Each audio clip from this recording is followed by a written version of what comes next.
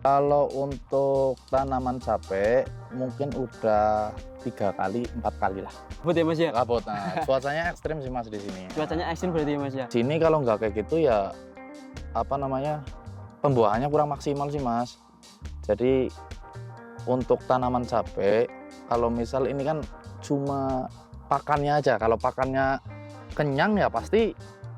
Assalamualaikum warahmatullahi wabarakatuh. Salam sehat, salam sejahtera untuk kita semua. Gimana nih kabarnya sahabat MMT Indonesia dimanapun kalian berada? Semoga sehat selalu dan semoga dilancarkan segala urusan. Amin ya rabbal alamin. Kembali lagi bersama saya Mas Coy di channel YouTube sahabat MMT Indonesia, channel Mitra Kemajuan Petani. Nah teman-teman, seperti yang teman-teman lihat, kali ini saya sedang berada di antara pepohonan cabai yang sangat rimbun sekali teman-teman. Nah pada kesempatan kali ini kita akan membahas tentang budidaya yang dilakukan oleh seorang petani yang saat ini tergolong masih muda dengan tanaman CMK ini dengan tampak yang sangat rimbun sekali teman-teman, dan juga dari dataran tinggi ini bisa aman dari serangan layu maupun busuk batang teman-teman. Nah ingin tahu kira-kira bagaimana resep-resep yang dimasukkan untuk tanaman ini sehingga menghasilkan tanaman yang sangat luar biasa ini teman-teman. Langsung saja tanpa berlama-lama kita masuk ke sesi wawancara.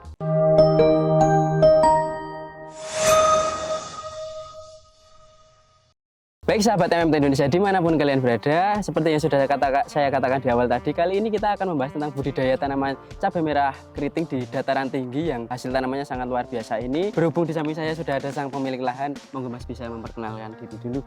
Selamat siang, saya Alvin Setiadi dari Dusun Serang, Kecamatan Karangreja, Kabupaten Purbalingga, Jawa Tengah. Nah, kalau boleh tahu panggilannya siapa Mas? Alvin. Mas Alvin.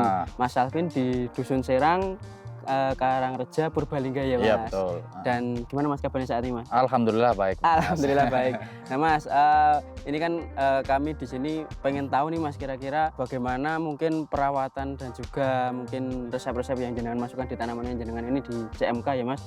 Khususnya ini kalau saya lihatin tanamannya sangat luar biasa Mas ini Mas. Kalau boleh tahu mungkin awalan dulu Mas, jenengan untuk budidaya tanaman CMK sendiri udah sering atau gimana Mas? Kalau untuk tanaman cabai mungkin udah 3 kali, 4 kali lah. 4 kalian. Berarti udah sering gitu udah ya Mas sering. ya? Dan CMK yang jenengan tanam apa Mas ini? Ini benih dari tangguh. Tangguh ya Mas. Dan ini di dataran tinggi ya Mas, kalau di sini ya Mas. Kalau mungkin kalau teman-teman di rumah lihat sini agak berkabut ya Mas ya. Kabut. Cuacanya ekstrim sih Mas di sini. Cuacanya ekstrim berarti ya Mas ya. Dan kalau boleh tahu untuk saat ini populasi berapa Mas ini Mas? 8.000 kurang lebih. 8.000 ya Mas. Dan untuk usia saat ini? Untuk usia memasuki 4 bulan. Berarti udah 4 bulan ya. Ini mungkin tinggal memerahkan ya Mas ya. Memerahkan. Dan kalau saya lihat Mas, ini sepertinya tidak di pruning ya Mas ya? Tidak. Berarti dibiarkan begitu aja. Dibiarkan. Ya, mungkin ada pertimbangan Mas ini Mas. Pertimbangan contoh? Misalnya kenapa kok tidak di pruning gitu loh? Kenapa kok dipelihara semua tunas airnya itu? Oh, kalau di sini kalau nggak kayak gitu ya apa namanya, pembuahannya kurang maksimal sih Mas. Jadi untuk tanaman cabai kalau misal ini kan cuma pakannya aja. Kalau pakannya kenyang ya pasti buahnya juga maksimal kan. Juga maksimal, ya. Coba seandainya saja kalau kocoran kita ngasih susu ke bayi, airnya 1 tremos lah gitu, airnya 1 tremos, susunya 1 sendok, kan nggak kenyang, nggak terasa kan. Betul. Begitu juga dengan tanaman, sama kita dengan manusia. Jadi, kalau kita makannya banyak ya pasti pembuahannya bagus. Kan Jadi gitu. mungkin alasan tidak dipruning karena itu ya Mas. Iya. Dan kalau beritahu Mas, ini untuk jarak tanamnya berapa tuh Mas? Kok kayaknya sangat ribet Kerap, Mas? ini jadi nggak seperti biasanya. Oh, Biasanya umumnya kan kalau cabai kan jarak tanam itu 40 atau 45 gitu kan, 50 bahkan sampai gitu. Cuma kalau ini 35 cm Mas. Kita bikin yang lebih ekstrim lagi lah. Karena udah di ini cuaca ekstrim dan emang untuk pola tanamnya juga sekalian ekstrim ya Mas. Sekalian. Dan ini kalau boleh tahu untuk lahan emang untuk bedengan emang sengaja dibuat tinggi Mas. Buat tinggi. Itu mungkin ada tempat di mana Mas? Ada. Kalau lahan kalau nggak tinggi itu tanahnya itu keras Mas. Kalau nggak diolah, apa namanya, ininya nggak tinggi, itu lemahnya kurang gembur. Ya, jadi Mas, keras. ya. Pertumbuhan akar kalau nggak biar lembut itu loh. Jadi untuk alasan mengapa dibuat tinggi ini selain untuk biar akar lahan baru Mas.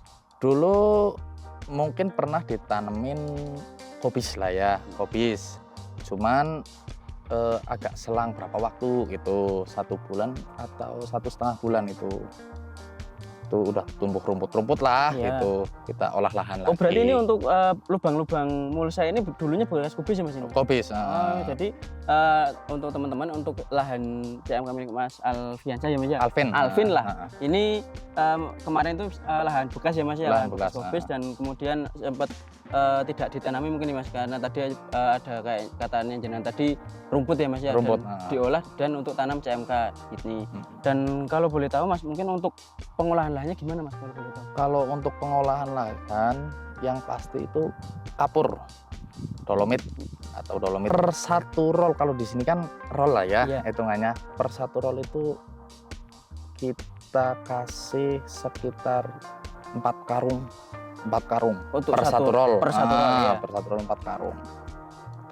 Soalnya kalau di sini itu kan dolomit buat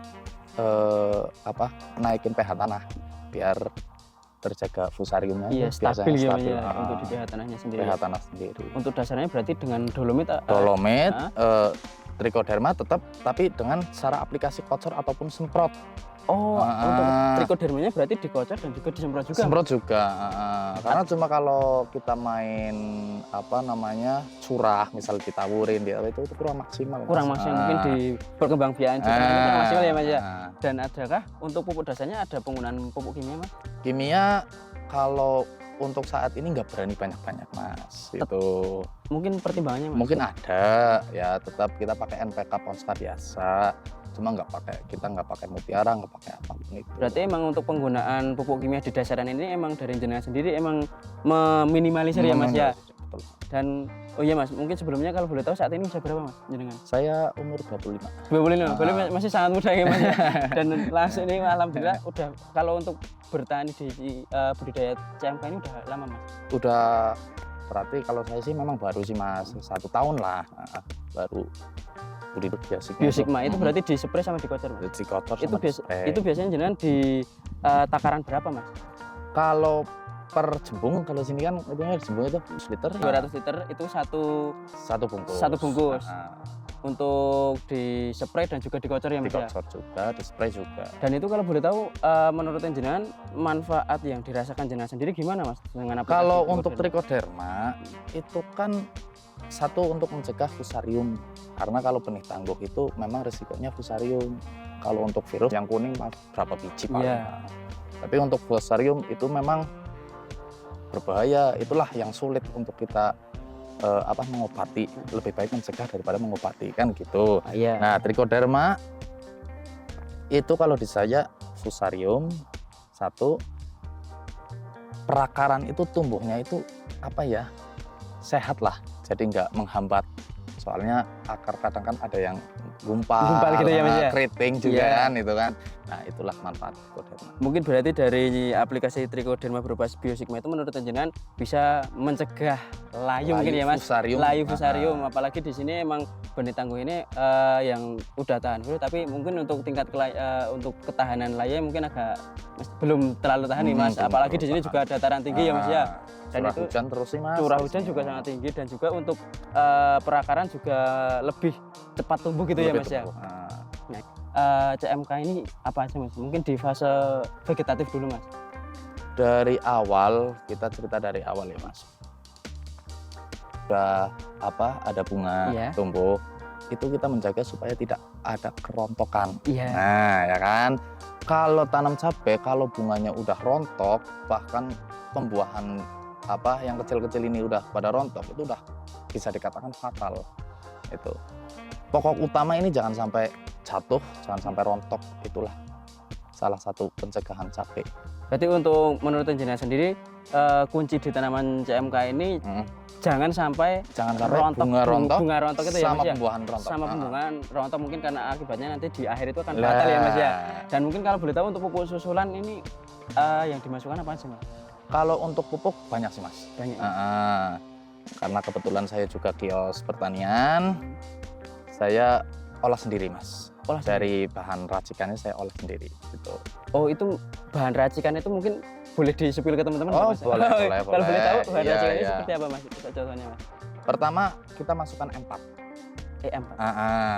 Itu kan apa namanya bahan fermentasian ya kan. Satu itu memang penting banget buat tanah. Itu ya kan? dimasukkan di usia berapa mas? Atau sebelum tanam? Oh, itu sebelum tanam dimasukkan. sebelum tanam. Setelah tanam pun bebas. Itu kita nggak menentukan karena itu kan penting banget mas. Itu seperti trichoderma itu yang tadi dari MMK. Iya.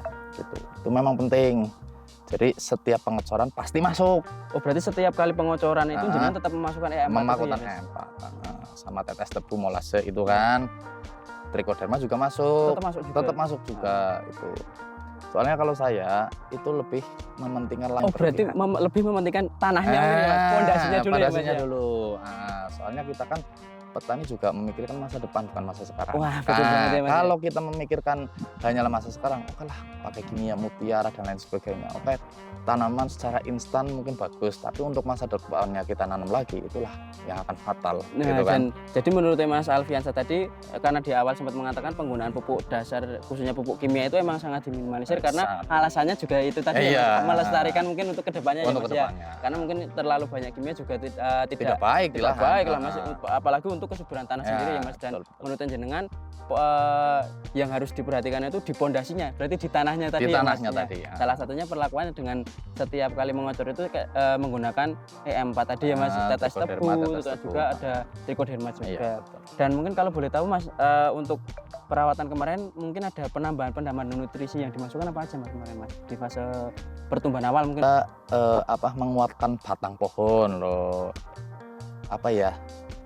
batangnya itu jadi kuat ya mas. Nah, jadi keras gitu. Kalau mungkin memang di sini kalau misalnya nanti mungkin akan kami perlihatkan untuk teman-teman, untuk batangnya ini memang sangat berkayu sekali ya mas. Betul. Ada kayak hijau-hijaunya berkayu gitu ya mas. Dan juga untuk sangat kokoh gitu ya mas ya. Dan ini mungkin kalau saya goyang-goyang ini untuk tingkat kerontoknya sangat minim sekali ya mas ya. Saya tadi juga membuktikan untuk di goyang-goyang sini untuk kerontokannya sangat minim teman-teman. Dan juga mungkin kalau yang kalsium mungkin yang dimasukkan mungkin apa ya mas kalsiumnya? Saya biasa pakai Calbovit sih mas. Calbovit. Itu dikocok? Itu dua-duanya masuk. Kocoran masuk, sama penyemprotan juga masuk. Soalnya kalau kalsium kalau diserang dari atas doang, penyemprotan doang itu kan memang kurang maksimal mas. Lebih maksimal lagi dikocor. Cuma disemprot kita tetap masuk. Itu kalau boleh tahu takaran berapa mas? Sama. Kalau misalkan cuaca lagi nggak ekstrim, itu 1 kilo jadi 2 jembung. Oh 1 kilo jadi 2 itu ya? 2 drum. Kalau misal cuaca lagi ekstrim, lagi hujan terus, itu kita pakai 1 kilo 1 drum. 1 drum. Berarti melihat kondisi cuaca juga ya mas ya? Iya, dan kalau menurut jenengan dengan penggunaan Calbovit itu yang dirasakan gimana mas? Ya itu tadi pohonnya kokoh, seketika kena angin ataupun apa kan nggak gampang patah gitu loh, ya kan. Juga kerontokan bunga juga nggak ada, aman. Minim ya mas, sangat aman ya mas. Jadi kalau misalnya mungkin bisa untuk teman-teman kalau misalnya mau mencoba itu dengan penggunaan kalsium yang disprei dan dikocor itu sangat penting ya mas untuk mencegah kerontokan, apalagi juga bisa memperkokoh tanaman ya, batang itu ya mas ya. Terutama apalagi dengan cuaca ekstrim seperti ini mas, curah hujan yang sangat tinggi ini ya mas ya. Ini kan anginnya lagi kencang loh mas. Makanya ini kan sekatannya itu. Dan kalau boleh tahu mas, ini kalau saya lihat tanamannya itu kalau dari jauh bisa hijau mengkilat, ini mungkin rahasianya apa mas, ramuannya mas? Oh kalau itu saya ngeracik sendiri, cuma secara pakannya memang ada morden gitu. Itu kan penyubur tanaman, kandungannya memang ada fosfat, tapi tanpa nitrogen gitu kan, betul kan? Fosfat itu kan fungsinya memang buat penghijauan, ya kan? Jadi dia memang masuk kategori penyubur, cuman kadar nitrogennya itu nggak ada. Kadar nitrogennya nggak ada. Yang ada fosfat itu penting mas, buat apa? 1 ya memang buat menghijaukan, dan 2 memang di pohon itu memang kuat sekali mas gitu loh. Dan juga mungkin untuk daunnya sangat tebal-tebal sekali ya mas ya. Nah kalau masalah ketebalan itu kan dari itu loh, fungsida. Fungsidanya. Soalnya kalau fungsida ini nggak rutin, itu kan 1 liter liter jadi 3 drum. 3 drum untuk 1 liter ya Mas. Itu udah cukup Mas, udah cukup. Itu kan menurut engineer dengan penggunaan fosfat ya contohnya modern fosfat tadi ya, modern itu kan fosfat. Tanpa ada nitrogennya ya, Nah, itu sangat mungkin sangat membantu sekali untuk pertumbuhan tanaman itu biar sehat ya Mas di Iya daun betul. ya kan. Dan kalau misalnya dengan kebanyakan nitrogen kan juga nggak baik juga Nggak ya Mas, baik, apalagi dengan cuaca yang ekstrim sendiri ya Mas. sekarang logikanya gini, kalau hujan aja udah bawa nitrogen Nah. alami dari alam ya kan, ngapain kita harus tambah-tambah lagi. Itu juga kalau misalnya kebanyakan nitrogen kan ini penyakit-penyakit itu Wah, lebih gampang rentan ya, Mas, banget, ya. rentan. Kayak layu juga ya Mas. Layu juga. Untuk tingkat kelayuan sini gimana Mas? Ya kemarin sempat ada yang layu lah. Ya 1, 2, 3 ya wajar gitu. Kalau menurut saya wajar, masih wajar. Cuma ya kalau memang udah lebih cepat, biasanya kan kalau layu kan itu jalannya Cepet banget ya Mas. Ya? 1, 2, 3 hari udah, waduh berapa lagi gitu. Tapi alhamdulillah sekarang udah mampet. Udah mampet. Karena tadi itu saya selalu pakai Trichoderma di awal tadi ya, biosigma tadi ya Mas ya. Ah. Dan kalau boleh tahu untuk mungkin kemarin sempat mengalami kendala mungkin Mas, kendala seperti kayak serangan hama kayak kutu kebul, trip dan juga mungkin keriting daun itu sempat mengalami Mas? Alhamdulillah enggak. Enggak. Aman berarti, Mas, ya? Sampai aman. Semua kalau hama sih aman. Soalnya kalau hama kita tinggal Perawatannya gimana? menyesuaikan budget hama yang berterbangan, contoh kayak lalat ya kan, kutu-kutuan itu Kutu-kutuan kan gitu ya, Mas? hama yang berterbangan ya kan. Secara logika kalau kita digigit nyamuk, kita oleskan pakai autan, nyamuknya kan nggak mati, Iya. tapi dia pergi Iya. kan begitu. Seperti ini juga. Itu juga analoginya mungkin seperti itu ya Mas. seperti itu. Dimasukkan di rutin karena emang Nah, untuk kayak di analoginya seperti autan tadi ya Mas, karena untuk nyamuk itu tidak tidak akan tapi tapi pergi nah, ya, gitu. kan pergi Dengan sama halnya itu kekuatan ya. 48 jam. Nah, obat itu berfungsi 48 jam. Sama saja kita lihat kondisi tanaman juga. Kalau misal 500 mili itu kita jadi 2 drum. Itu untuk yang mungkin manfaat yang dirasakan jenengan gimana Mas? Kalau itu kan contoh lah, ini sudah kena hama lah ya, udah kena hama, udah misal udah parah ya kan, kita semprot asam amino itu kan biar pulih kembali Pulih gitu kembali loh. gitu. Nah, sama saja kayak orang habis sakit ya kan, kita minum susu terus kan pulih. Mungkin gitu. sebagai vitamin gitu ya Mas. Vitamin Untuk pemulihan itu ya Mas ya. Wes ada no Mas? Di kat di siapa? Kurang kalinet nganggur Mas? Kalian tuh yang orang nganggur. Nganggur tuh? Kurang kalinet iki? Piye? Mau nang kios. Oh lanjut engko. Apa sekalian aja? Oh sekalian. Oh iya. Dan kalau boleh tahu Mas, ini kan untuk udah masuk fase generatif ya Mas? Iya, betul. Kalau boleh tahu untuk jangan tadi di awal sempat mengatakan penggunaan kalium cair Mas. Ah. Kalau boleh tahu kalium yang digunakan apa Mas? Oh, kalinet pasti. Karena kadar kalium itu sangat penting untuk pembuahan, Mas. Itu kalium cair selama saya di pertanian, selama saya memegang kios pertanian, untuk saya amati memang kalium yang paling bagus gitu. Dan juga produknya di kios juga Ready ya Mas? lumayan. Nah, jadi untuk fase generatif sendiri untuk pembuahan memasukkan kalinet ya Mas? Kalinet, Untuk dosis biasanya berapa Mas? Untuk dosis per 500 mili itu 2 jembung. 2 jembung. 500 mili. Dan itu mungkin yang dirasakan gimana Mas?